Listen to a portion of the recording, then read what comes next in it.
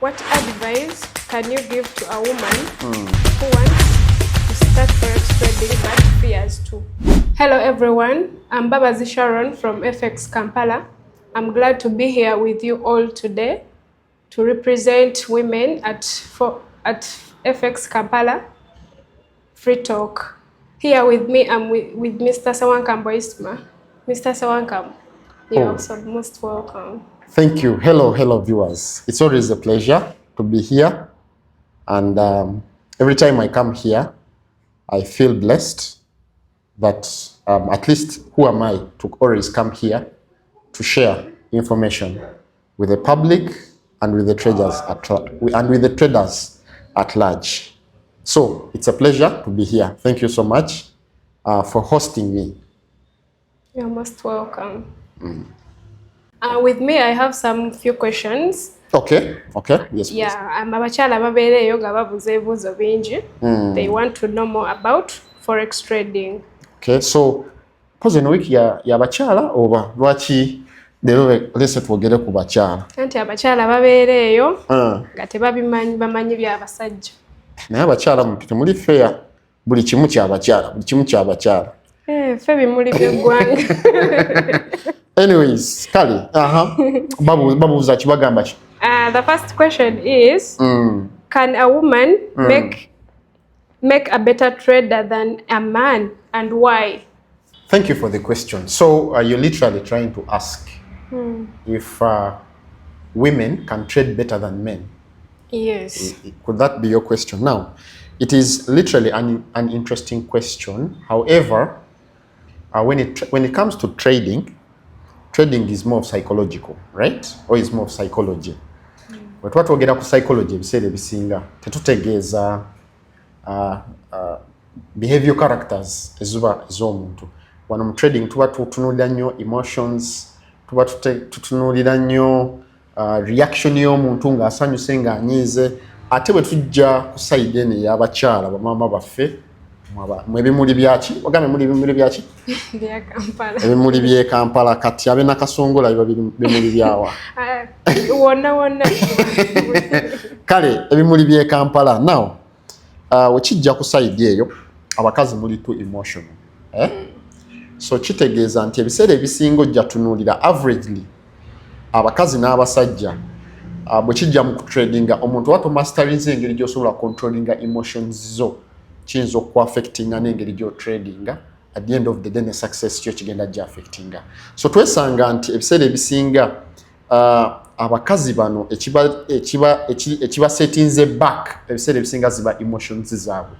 However, bwe tutunuulidde nga tulaba nti omukazi singa yeewaayo najja n'atradinga nga tatradinga nga abeesinze ku emotions ze, kitegedde nga abeesinze ku emotions ze, ebiseera ebisinga abakazi abo batradinga bulungi nnyo n'okusinga abasajja. So ekibuuzo kyo kyewabuuzizza oba omukazi, a woman can be a better trader than a man. Yes, kisoboka. However, era nsobola okukakkana oba okumaliriza nga ngamba nti omuntu okusucceedinga tekiri based on gender, kiri based on how skillful or knowledgeable that person jali, how patient, how disciplined, and how they respond to risk management mukatale ne okuhavinga proper trading plan bye bintu ebidetermininga success y'omuntu nga tuli mukatale. So psychology wanaabeerawo, but maliriza nga ngamba omukazi asobola okutradinga n'okusinga omusajja. However much tugamba nti okutradinga tekuli based on gender. Kikola makulu oba? Yeah, chikola makulu. Yes. Okay, perfect. But by now ebibuuzo ebirala? Ebibuuzo bikyaliwo bingi. Lwaki nze tebambuuza babuuza gwe? Basidisenze. Babuuze bakiikirire. Simanyi obona babuuza ebibuuzo ebituufu. Nnyini enkubuuza bye bampadde. Kale tugende maaso. Kansuubire abalabi baffe babazzeemu bulungi. So, ekibuuzo ekyokubiri. Okay. Can a housewife with no job learn forex trading? Absolutely, yes. Actually, abakazi abali ewaka reception ebadde nnungi nnyo mu trading olw'ensonga nti omuntu okutradinga it's not a requirement that they should have a formal job, right? So regardless of where you are, you can actually trade, because we know that trading is online, right? Provided you have a good network, or devices zetagisa, right? Or information yetagisa, you can always trade regardless of where you are. So ne kukyabachala abali ewaka temuddeeyo ne mwekubagiza, okay, ne mugamba nti feera maybe bino ebintu bya okitegedde kibanga n'omuntu eyasoma oba by'abantu abalina omulimu abasoma ennyo. No, the moment ojja mu katale nga tofakasinze mainly ku kukola ssente, nofakasinga nnyo investingamu nga gwe omuntu, for instance noba ng'osobola okufuna information eyeetaagisa, information oyo ng'osobola omu applyinga okugeza nga risk management, okugeza nga market analysis, okugeza nga trading plan, okay? In fact osobola n'okujoininga communities ez'enjawulo, okugeza nga fxkampala tulina communities ez'enjawulo. Tekitegeeza mbu olina kujja always n'obeera ku offices zaffe. No, that is wrong. So omuntu yenna ali ewaka, mukazi si mukazi, okay? Asobola okutradinga even much kati gwe wandaze in the first place nti what driving idde ku side emu ate nze nina kuba ku sides bbiri. So it doesn't matter oba oli musajja ng'oli housewife, or rather oba oli houseman. Abeera houseman abeera ki? No, was a houseman. Aba houseman. Hey. Oba oli houseman, oba housewife, oba house husband. Regardless, fena tusobola okutradinga woba oli. But kyolina okufaako oba ekintu kyolina okonsideringa gwe ku making sure nti olina information, olina knowledge, olina access kwabo abantu abatuufu. Tujja ne tuvaayo ne tubawo information afaanaganako bw'ati asobola okubayamba. Okitegedde? So mulabe mu consuming information ali mu kukola ki, alimu okuyiga asobola okubayamba in one way or the other than information oli gwe mutakola ki, because there is a lot of information. Atazimba muntu ali biki. No, if you're home you can always learn.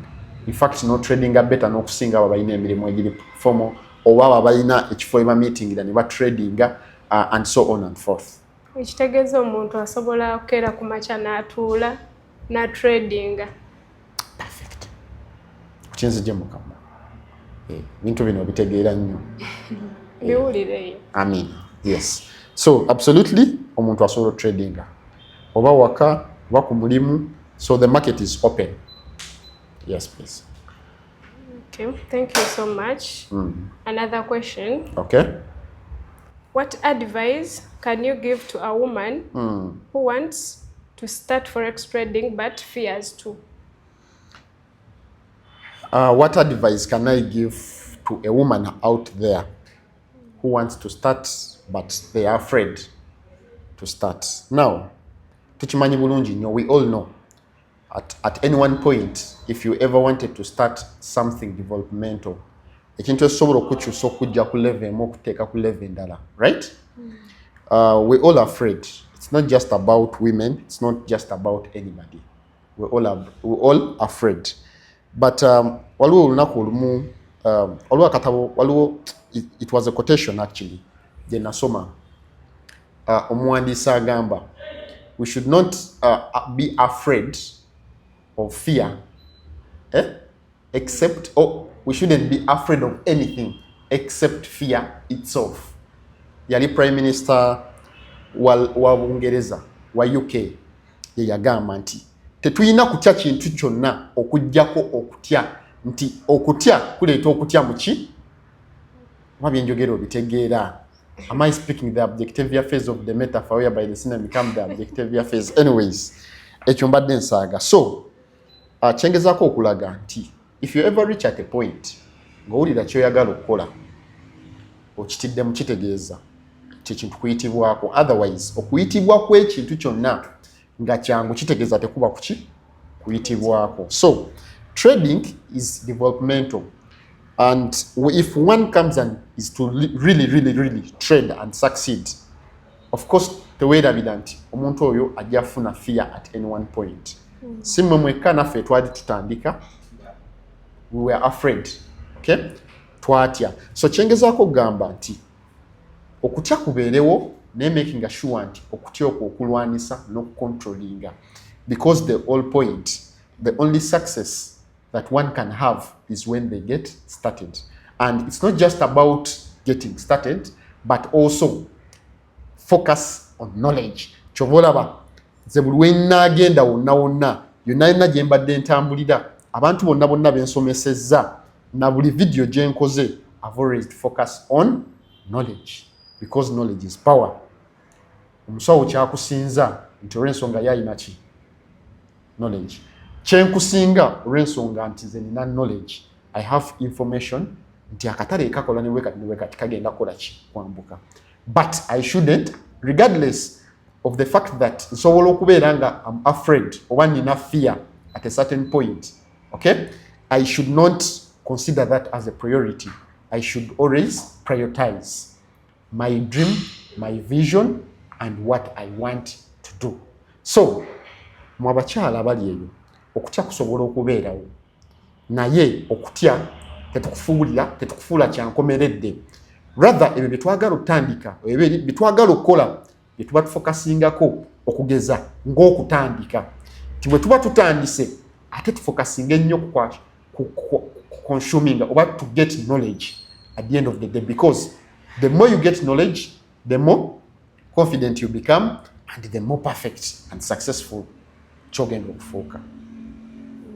So nga kweyo point nga maliriza okutya kubeerawo, but don't be afraid. Kyoba olina okukola, just get started. Era ebeere ngombo si mu trading yekka na buli wamu. Let's get started. Let's get started. Yes. Chensobola, that's the message I can give to your people that have asked those questions. Thank you so much. Kansobire abalabi baffe babaddamu bulungi ebibuuzo byammwe. So, the last question. Okay. Abakazi bangi babeera eyo nga bagamba bwe bawulira forex trading bagamba ebyo byabasajja bebyo bisobola be balina obwongo obukwata amangu balaba nga technology tebamusobola. So what can you tell them?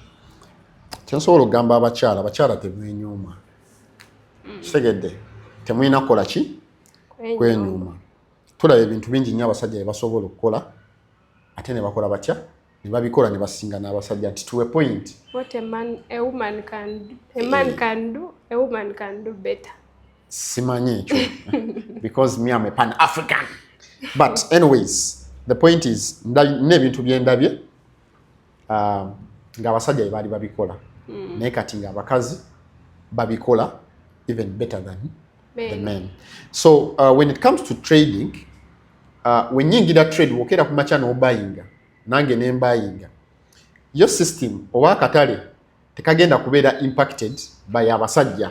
Otegera kyenkugamba nti abakazi boye banayingira tekajja kubeera ki impacted nti obaka katale tekasobola kera ku macha ne kategeera nedda nti ono madamu Mbabazi okitegedde ti yayingiridde trade Mr. Ismail abakola atya kat considering trade ya Mr. Ismail. So akatale ko ekaba katambula, it's only impacted by social, political and economic factors, but also the factors of supply and demand. So factors ndala nyingi nnyo impacting akatale.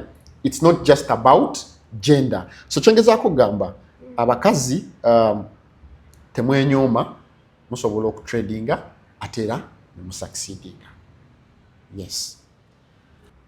Thank you so much, Mr. Isma, for honoring our invitation. We are glad to have you. Yeah, thank you for always showing up whenever we need you. By the way, nga tetunaba kutandika nayogeddeko ne Mr. Isma n'agamba abakyala mwenna abategekedde discounts agenda bakwata bulungi mujje musome forex trading. Temwenyoma bakyala banange mujje muyige abasajja bwe baba bakisobola nammwe mukisobola.